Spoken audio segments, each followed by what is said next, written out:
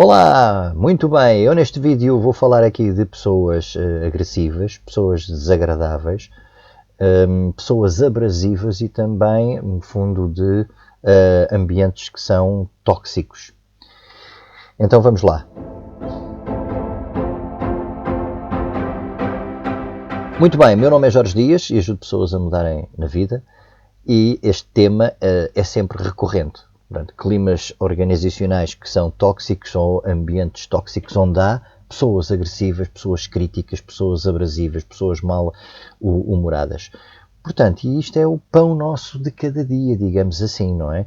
As pessoas arranjam questões que têm a ver com stress, com a ver com a ansiedade e com a depressão, maioritariamente, portanto, a sua esmagadora maioria tem origem nestes ambientes. Portanto, a grande parte é em ambientes organizacionais, em ambientes de empresa, depois há também em ambientes familiares, não é? Há pessoas que são desagradáveis também no meio familiar. Mas vamos lá, neste vídeo, que é a parte 1 deste assunto, que é vasto, eu quero aqui chamar-te a atenção para uma coisa que é relativamente simples. É que, primeiro, quando nós somos atacados, quando nós somos vítimas, digamos assim, de um ambiente ou de uma pessoa ou duas pessoas tóxicas, pessoas cáusticas, é porque, de qualquer das maneiras, estamos a emitir sinais que permitem às pessoas identificar-nos como a pessoa ideal para fazer isso. E eu aqui proponho-te aqui fazeres um paralelo com aquilo que os animais fazem na selva. Tu, certo, já viste documentários da vida animal e se tu recordares como é que o leão caça, ou leoa, como é que o tigre caça, como é que a chita caça, portanto, e vês aqui o ambiente da savana e como é que estes animais caçam. Começam com a observação. Começam a observar o quê? Portanto, começam a observar os grupos de búfalos, ou de gazelas, ou de gnus, ou de zebras. Começam a identificar o indivíduo que é compatível, aquele que apresenta sinais de fragilidade.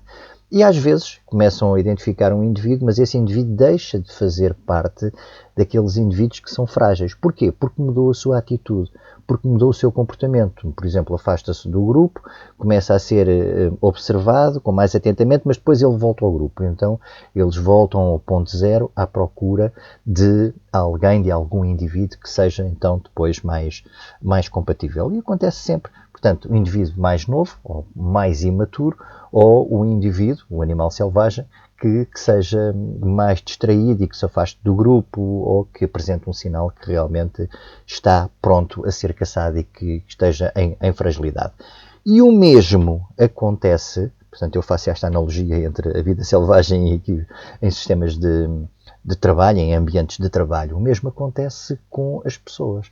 Portanto, quando nós somos atacados várias vezes e recorrentemente por pessoas abrasivas, pessoas tóxicas, em parte nós também somos responsáveis.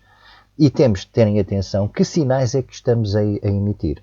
E isto aqui é fácil porque basta fazer uma autoanálise. Uma autoanálise parte do princípio que é o primeiro passo para o autodomínio.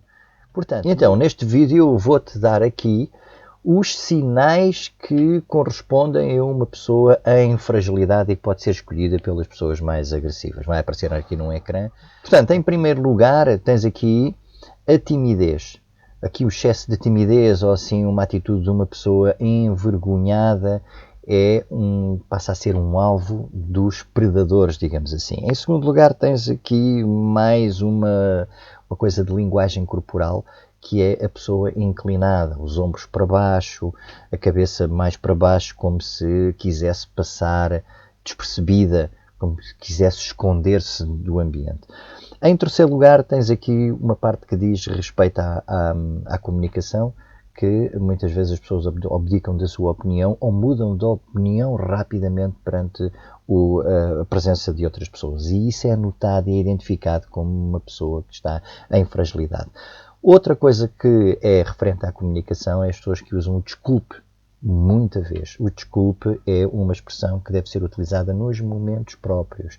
E esses momentos próprios são poucos, não é? Porque nós não podemos pedir desculpa por tudo e por nada. Portanto, e essa expressão, utilizando essa expressão muita vez, recorrentemente, denota alguma insegurança. Depois há outra coisa que tem a ver também com a timidez e com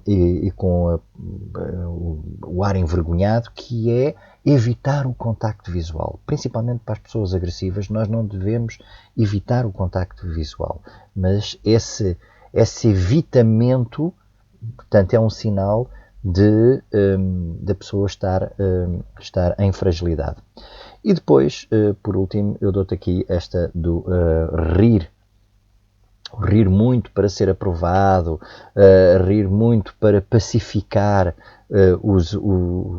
a envolvente ou os agressores, portanto é um sinal de fragilidade também.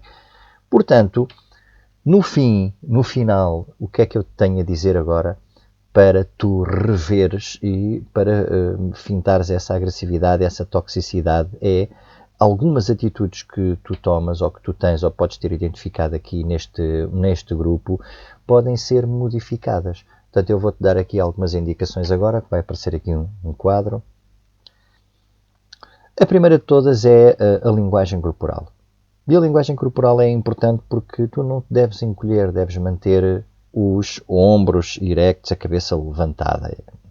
Isso é um sinal de segurança. Depois, o segundo é o contacto visual. E o contacto visual deve ser feito com toda a gente, mesmo com toda a gente pacífica e com as pessoas que normalmente são agressivas. Portanto, não desviar os olhos dessas pessoas e manter um contacto visual, mesmo que seja breve. A terceira coisa tem a ver com o ser muito simpático. Portanto, ser demasiadamente simpático para que as pessoas gostem de ti ou para que alguém goste de ti. Nota isso, tu podes medir isso, se estás a ser simpático ou simpática porque a situação permite isso ou que justifica isso, ou se estás a ser simpática para conquistar o outro. Outra coisa é quando estão a gozar contigo, ou quando estão a zombar de ti, ou quando dizem alguma coisa depreciativa. Não te rias perante essas situações, a menos que o riso seja estratégico, mas não deves rir para não mostrar aquela fragilidade que não queres parecer mal, não queres ser agressivo e então acaba por o agressor voltar outra vez.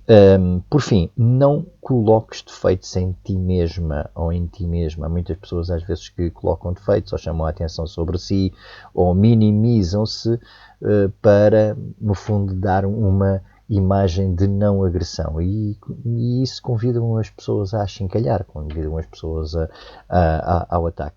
Portanto, tens aqui. E pronto, ficamos por aqui, ficas com estas sugestões, ficas com estas dicas para mudares de atitude. Se puderes fazer alguma inflexão, se puderes fazer alguma coisa que não está aqui representada e que te lembres, faz. Muda a tua atitude perante alguma pessoa ou perante uma situação para que essa situação também mude. Porque a situação é criada por duas pessoas. Estamos a falar de duas pessoas. E se há uma pessoa que muda a atitude, a situação passa a ser diferente. Portanto, mãos ao trabalho e boa sorte.